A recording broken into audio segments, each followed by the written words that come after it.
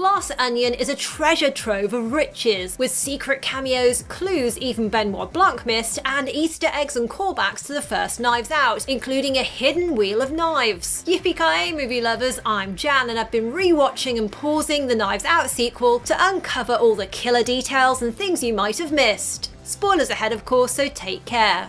When we first meet Blanc in the sequel, pause and you can spot a book called Cain's Jawbone, which is one of the world's most complex literary murder mysteries. The book contains just 100 pages, but they're all in the wrong order and have to be rearranged to solve 6 murders. Since its publication in 1930, only 3 people are known to have solved it. With its extreme complexity, it certainly seems like the type of puzzle Blanc would relish solving, very unlike the mystery he eventually solves in Glass Onion. So dumb, it's brilliant. No! It's just dumb! The book's disordered pages might also be a nod to how the movie reveals its story out of order, with flashbacks to different periods as the plot and its various twists are revealed.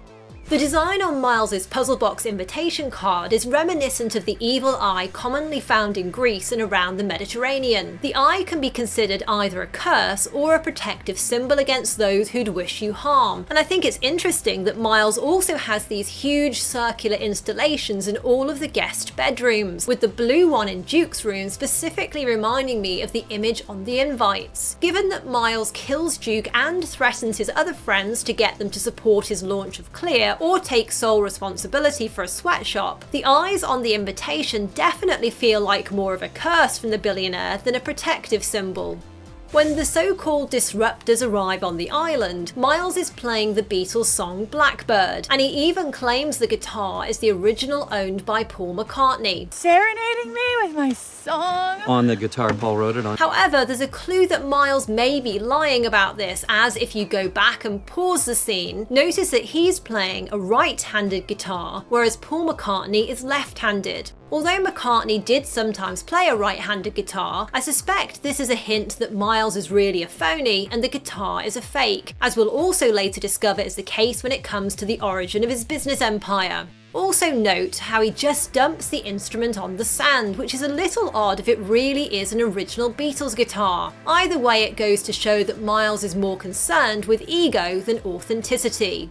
You've probably noticed some of the crazy artwork in and around Miles's mansion, from the billionaire's shirtless portrait inspired by Fight Club, a film which starred Edward Norton alongside Brad Pitt, to the mural of Kanye West dressed as a Roman senator, all of which are a commentary on the type of person Miles likes to imagine himself to be. But hidden in the bathroom where Blanc and Helen conspire are a couple of paintings with some secret symbolism. The one behind Blanc is Icarus by Matisse, referring to the Greek legend the boy who flew too close to the sun. Like Icarus, who was warned that the sun would melt the beeswax in his wings, Miles too was warned about his unstable hydrogen technology, which ends up blowing up his mansion and melting the Mona Lisa. Appropriately, the body in the painting also resembles a chalk outline from a murder scene, and the red heart could be a nod to both the red square and the Fibonacci spiral that gives away the location of the red envelope, and also the spot on Helen's chest where she's shot later on. Meanwhile, the painting behind Helen is the Absinthe Drinker by Degas, which feels humorously fitting as right at this moment she discovers she's been getting drunk on Jared Leto's hard kombucha. This drink, this is some funky health stuff. No, you give me that. 9% alcohol. Leto's kombucha is a fictional creation for Glass Onion, but later on you can see it's called Red Planet, referencing the name of the actor's real-life band 30 Seconds to Mars. The glass statues, which Helen and the others end up gleefully smashing, have some hidden Easter eggs according to Rian Johnson. This circular one resembles the memorable Wheel of Knives from the first movie, and it's Peg who eventually ends up smashing that piece. When Miles reveals he hired Gillian Flynn of Gone Girl fame to write the plot of his murder mystery weekend, it's a shout out to the plot of Agatha Christie's Dead Man's Folly, where a wealthy man asks a mystery novelist to stage a murder hunt for him. And Miles deciding to kill Duke after he tries to blackmail him over keeping quiet about the breaking news of Andy's death is very similar to how in Christie's novel, the murderers kill someone who's blackmailing them over a previous murder. And the fact that Miles mispronounced pronounces Gillian Flynn's name, I hired Gillian Flynn to write the whole thing. is in keeping with the many malapropisms he spouts over the weekend. That's the infraction point. When Blanc and Miles are discussing the famous detective's surprise arrival on the island, Blanc says, Mr. Braun, I've learned through bitter experience an anonymous invitation is not to be trifled with. that's a callback to the first movie, where Ransom hired Blanc anonymously in order to try and pin the murder of his grandfather Harlan on his nurse Marta.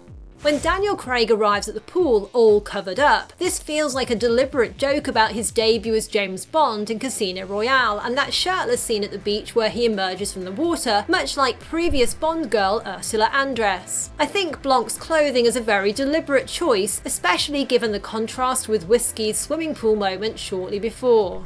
There's a clever callback to the first movie in the scene where Blanc and Helen discover Serena Williams is available for training in Miles' private gym. Pause the moment here and notice that the renowned tennis player is reading Gravity's Rainbow, the novel that Blanc mentioned in the first film when explaining his approach to detective work to Marta. I anticipate the terminus of Gravity's Rainbow.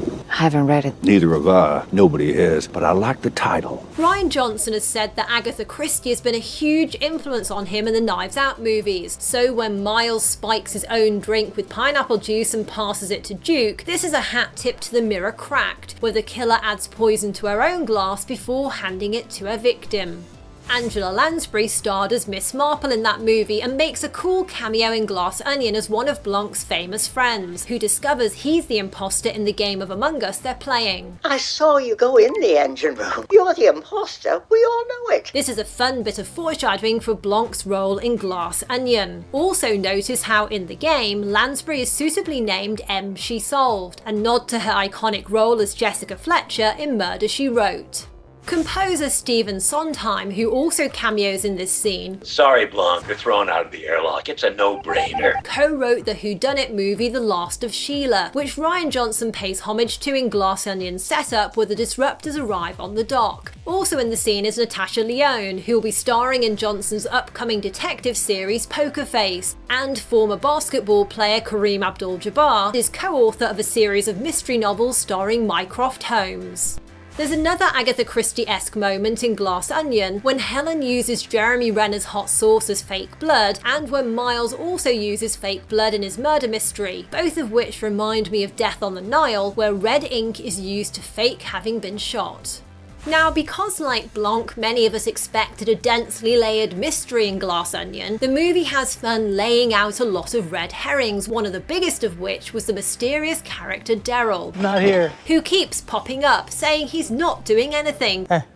Not here. And in the end, he really isn't. He's played by Noah Segan, who is also Trooper Wagner in the first Knives Out movie. According to Rian Johnson, Daryl is based on Kato Kaelin, an actor who was staying at O.J. Simpson's estate on the night of the 1994 murders. And Daryl performs a similar role in Glass Onion. Noah Segan regularly appears in Johnson's movies, and in Daryl's room, you can spot an Easter egg on his surfboard to the Midnight Tunnel symbol from the director's first feature film Brick. Another regular Rian Johnson cameo in Glass Onion is Joseph Gordon-Levitt, who's the voice of Miles's ridiculous owly dongs.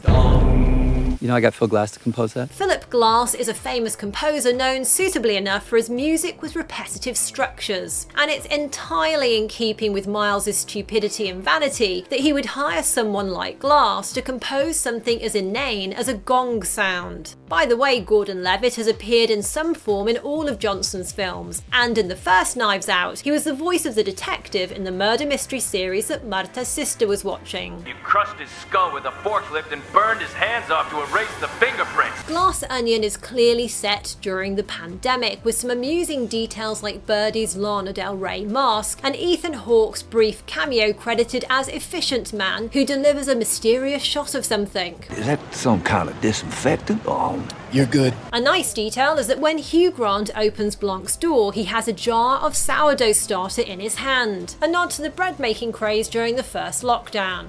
Now, Miles had personalised glasses for everyone including himself, but Birdie's long-suffering assistant Peg only gets a generic red plastic cup. But an interesting little detail you can spot if you pause just here is that Peg has written her name on the cup herself, not wanting to be left out.